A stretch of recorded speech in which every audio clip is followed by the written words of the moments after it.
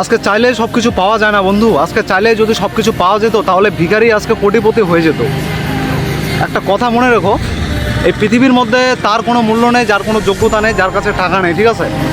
একটা মানুষ তখনই তোমাকে সম্মান করবে, তখনই তোমাকে দাম দিবে তো যখন তোমার যোগ্যতা থাকবে, যখন তুমি ভালো কিছু একটা করবা। আজকে পৃথিবীর মধ্যে 90% মানুষ পৃথিবীতে আসে চলে যায়, ঠিক আছে? তারা ইনকাম করে, খাওয়া দাওয়া করে, এনজয় করে চলে যায়। কিন্তু তাহলে পৃথিবীর মানুষকে তোমাকে কিছু দিতে হবে, ঠিক আছে?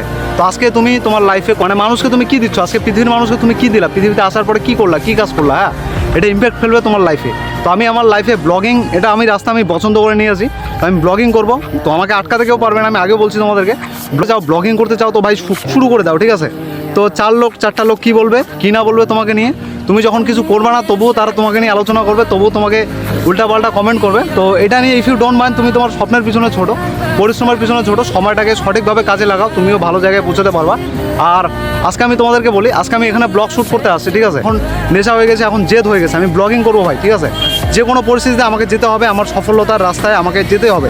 মানে আমি যতদিন না সফল হচ্ছি ততদিন গাইস আমি ব্লগিং করতে থাকবো, এটা হচ্ছে আমার মিশন, আমি কমপ্লিট করবো। ওকে, তো এই ছিল আজকের ব্লগ, আজকের টপিক। আশা করি সবাই ভালো আছো, দেখাবো।